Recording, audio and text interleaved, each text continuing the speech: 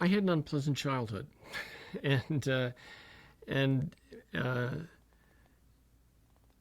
not as bad as some, worse than others. Was not pleasant, and so there was abuse, there was verbal abuse, there was physical abuse, and neglect, emotional distance. In other words, a traditional Irish Catholic home of that generation, and uh, I think what I'm writing about in this book are some of the different options that I took at different times in my life to cope with those feelings of being unlovable, feelings of being unloved, confusion as to why these things had happened, why this was happening to me, and so it's kind of a male story, and I think another big part of it is how do men process trauma. And in those days, it was much more stoic than it is now for a kid growing up.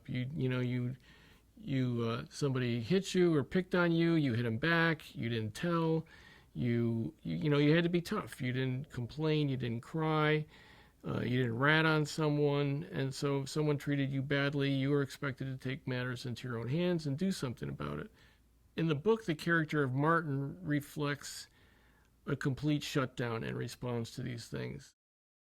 Martin is basically someone who is a sort of Clint Eastwood man with no name type character, really stoic, cowboy type, very little talking, hard guy, but he likes soft things. He's a hard guy that likes soft things. He's got this fetish for his laundry, and he does a lot of hand washables in the midst of doing 5,000 sit-ups and 5,000 push-ups. Paul presents himself to Martin when Martin is 7 years old. He comes to visit him on the farm that he lives in with his extremely abusive mother, and he represents Daddy coming home and someone who intends to rescue Martin. At least in Martin's eyes, he's preparing to be rescued, and he teaches him how to shoot rats at the dump and has a lot of fun doing that. And then he begins a long process of trying to toughen Martin up,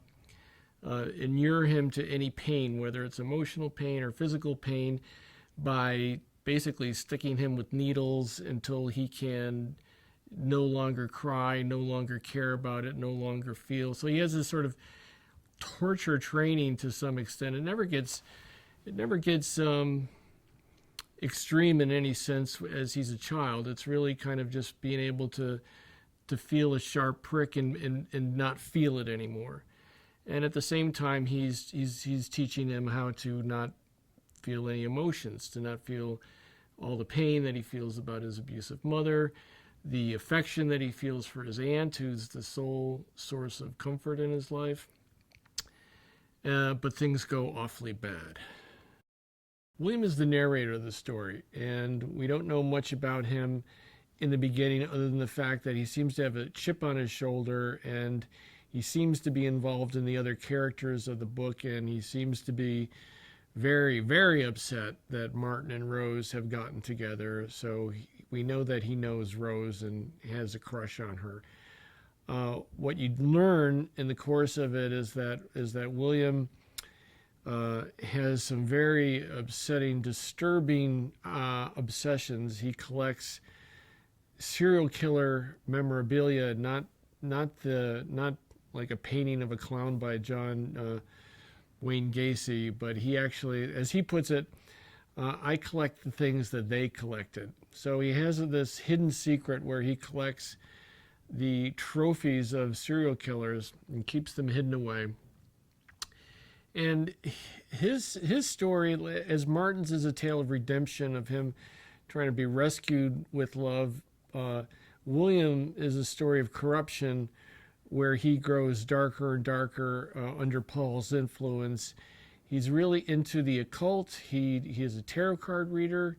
He collects occult manuscripts, and that's part of how the mythology gets revealed. He collects books that are bound in human skin. he collects all this strange stuff, and he gets, darker and more creepy. And that's how he's introduced to Rose. Rose is one of his clients. He falls in love with her. She's a tattoo artist, so he decides he's going to get tattooed, and that's, in a sense, the beginning of his very steep downfall. Paul is the most fun character that I've ever written. He's I guess in some ways, it's like when you get a villain that you really kind of love to hate, it's sort of that Hannibal Lecter type where they're charming and funny and interesting, and they're so gleeful in their immorality and sadism and cruelty that there's a part of you that just, you're kind of in awe of them, and you're I don't know if you would say you're not rooting for them, but you certainly are like entertained and involved in them. And so Paul is really evil personified, and when you're first introduced to him, you think, well, maybe he's just a serial killer, maybe he's just a really cruel person, maybe he's just a psycho. And what's, I think, one of the more interesting character trajectories in the book is you come to realize that this guy is a genius. He's really brilliant. It turns out he's got 2 different lives. He doesn't just have one extra life. He has 2 different lives, and he's a man with a mission. I mean, he is the one who understands the very roots of all occult, magic, lore, and understands scientific implications of it. And he has a chore to do that he's been working on for a long time, and that becomes the theme of the continuing volumes of the book.